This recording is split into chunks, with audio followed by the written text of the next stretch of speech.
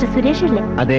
നിങ്ങൾ കല്യാണം കഴിക്കാൻ പോകുന്ന സിന്ധു എന്ന പെൺകുട്ടിയുടെ ചാരിത്ര ശുദ്ധിയെ കുറിച്ച് അറിയണമെങ്കിൽ നാച്ചുറൽ ബ്യൂട്ടി പാർലറിൽ വന്നാൽ മതിയാവും. നിങ്ങളാരാ? Your well wisher. Okay, bye. Hello hello.